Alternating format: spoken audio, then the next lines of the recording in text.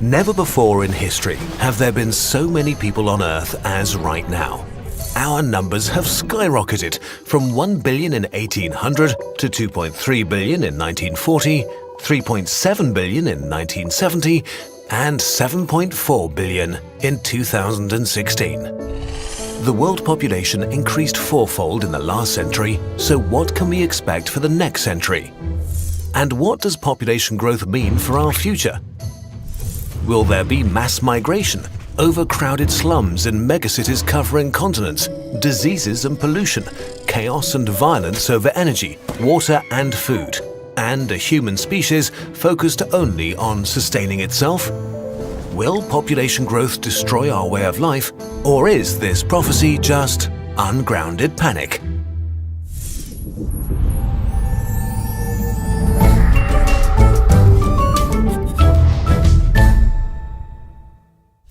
In the 1960s, population growth reached an unprecedented rate, which led to apocalyptic prophecies.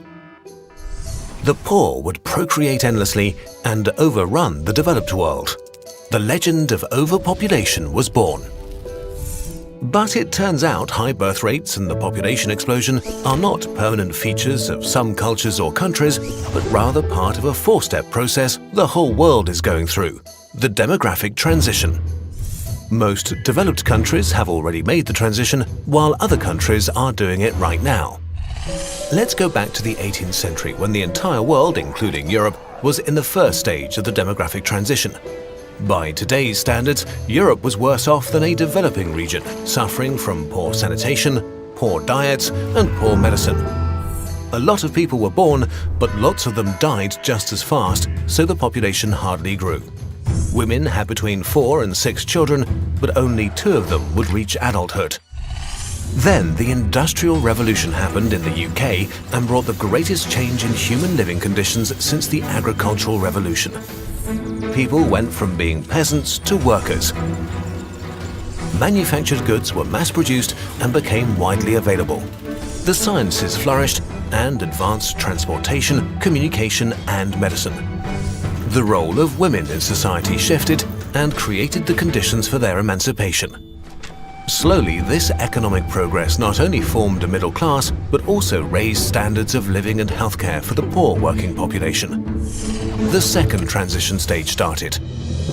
Better food supplies, hygiene and medicine meant people stopped dying all the time, especially so at a very young age. The result was a population explosion, doubling the UK's population between 1750 and 1850. The main reason families used to have lots of children was that only a few of them were likely to survive. Now that had changed, so the third stage of the transition was set in motion, fewer babies were conceived, and population growth slowed down. Eventually, a balance emerged. Fewer people were dying and fewer children were born, so the death rate and birth rate became stable.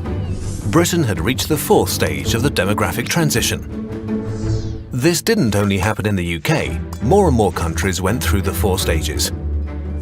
First, many births and many deaths due to bad living conditions. Second, better living conditions leading to fewer deaths and a population explosion. Third, fewer deaths resulting in fewer births and population growth came to an end. But if birth rates have dropped so much, why is the population still growing so fast? Well, the children born in the population explosion of the 70s and 80s are having kids themselves now, leading to a noticeable spike in overall population. But they are having far fewer children on average than their parents. The average today is 2.5, it was 5 40 years ago. So as this generation gets older and fertility declines further, the rate of population growth will keep on slowing. This is true for every country. In the West, we tend to overlook progress in other regions of the world. But actually, most of the world's countries have made it to the fourth stage. Just look at Bangladesh. In 1971, the average woman had 7 kids, but 25% of them would die before the age of 5. In 2015, the mortality rate was down to 3.8% and women had only 2.2 kids on average. This is the rule, not an exception. We're not special, we just had a head start. It took developed countries about 80 years to reduce fertility from more than 6 children to less than 3. Others are catching up fast. Malaysia and South Africa did it in only 34 years. Bangladesh took just 20. Iran managed it in 10 years.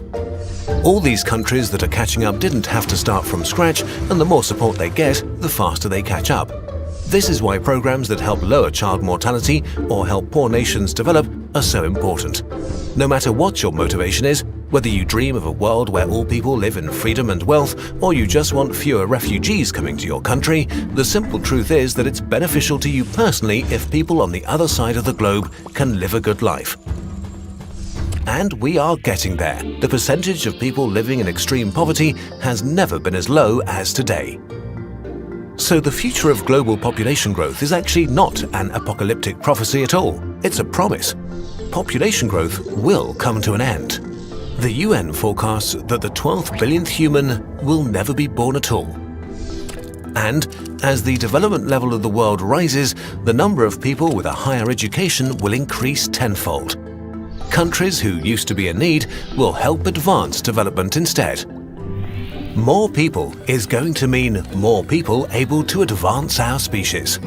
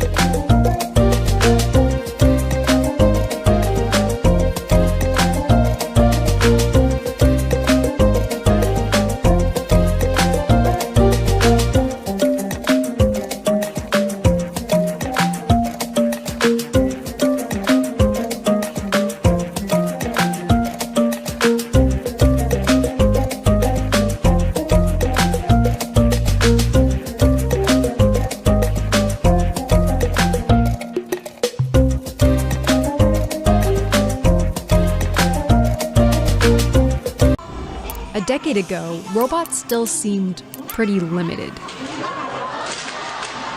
Now, not so much.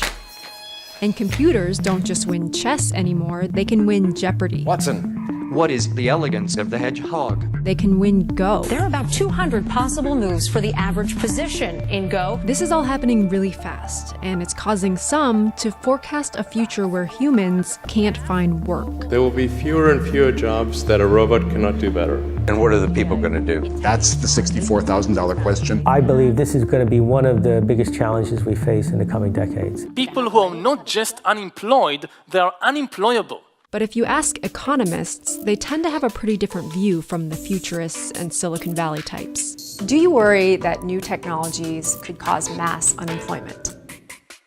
Yes. No.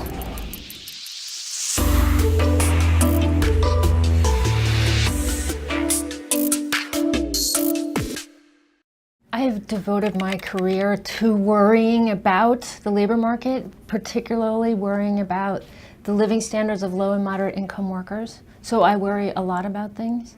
I am not worried about this. One of the reasons a lot of economists are skeptical about robots taking all the jobs is that we've heard that before. There was a spike of automation anxiety in the late 20s, early 1930s, when machines were starting to take over jobs on farms and also in factories. This article from 1928 points out that there were guards who used to open and close the doors on subway trains and people who took tickets before there were turnstiles. And I just love this quote. It says, "Building materials are mixed like dough in a machine and literally poured into place without the touch of a human hand." Automation anxiety surged again in the late 1950s, early 1960s. President Kennedy ranks automation first as job challenge. Computers and automation threaten to create vast unemployment and social unrest.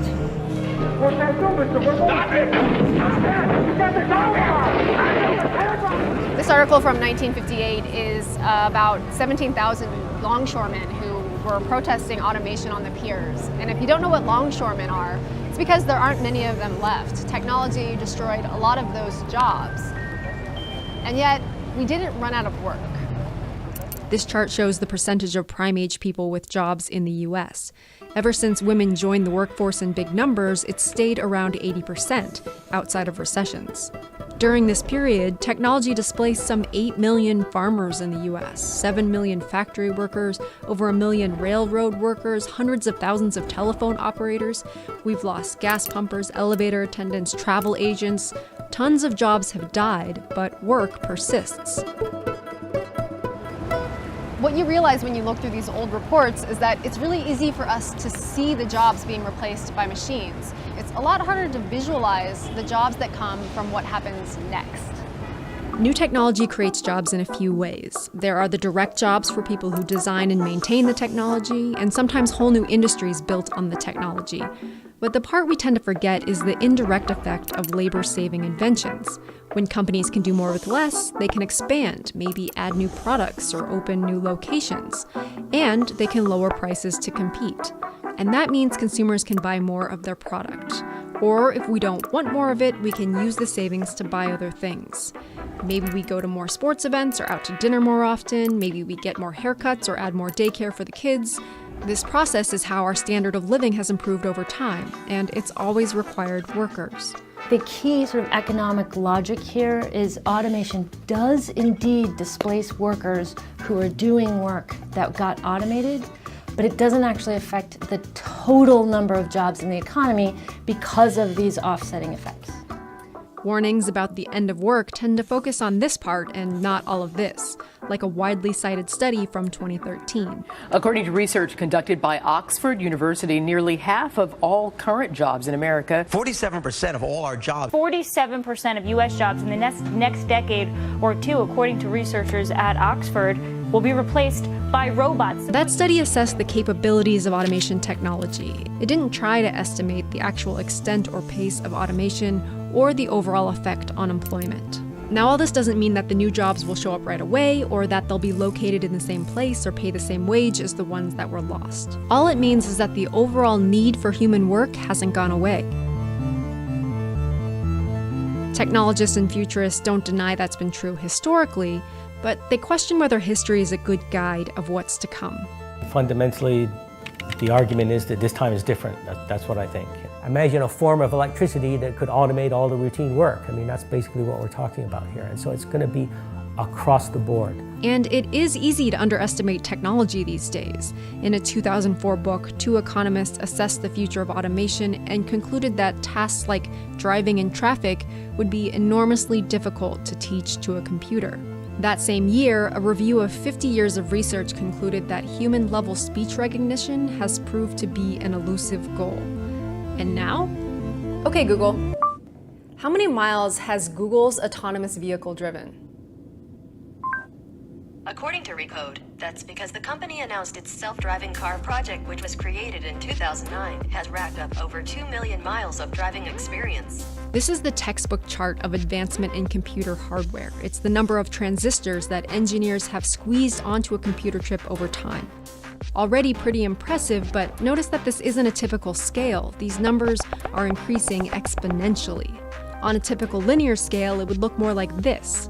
It really is hard to imagine this not being massively disruptive. And as the authors of The Second Machine Age point out, processors aren't the only dimension of computing that has seen exponential improvement. The idea of acceleration in your daily life, when do you encounter that? When maybe in a car for a few seconds, in an airplane for seconds again. The idea that something can accelerate for decades, literally just continuously, is just not something that we deal with. I mean, we think in straight lines. But even though there's been all this innovation, it's not showing up in the data. If we were seeing this big increase in automation, we would see productivity growing much more rapidly now than it usually does. And we are instead seeing the opposite. Labor productivity is a measure of the goods and services we produce divided by the hours that we work. Over time, it goes up. We do more with less labor. We're more efficient. If we were starting to see a ton of labor-saving innovation, you'd expect this line to get steeper. But when you look at productivity growth, you can see that it's been slowing down since the early 2000s, and not just for the US. It's possible that new technologies are changing our lives without fundamentally changing the economy. So will this all change? Will today's robots and AI cause mass unemployment? There's reason to be skeptical, but no one really knows. But one thing we do know is that the wealth that technology creates, it isn't necessarily shared with workers. When you account for inflation, the income of most families has stayed pretty flat as the economy has grown. One of the problems we've seen over the last 40 years is that we have seen all this rising productivity growth, but it actually hasn't been broadly shared. It's been captured by a thin slice of people at the top of the income distribution. Even if unemployment stays low, automation might worsen economic inequality, which is already more extreme in the US than it is in most other advanced countries. But technology isn't destiny. Governments decide how a society weathers disruptions, and that worries people on both sides of the debate about the future of work. You know, we've adopted policies that instead of really trying to counteract the trend caused by technology and globalization and other things, we've, in many cases, you know, exacerbated them, right? We put a wind at the back of them and made them even more extreme, and that's a big problem. We'll probably always be fascinated by the prospect of robots taking our jobs, but if we focus on the things we can't really control, we risk neglecting the things we can.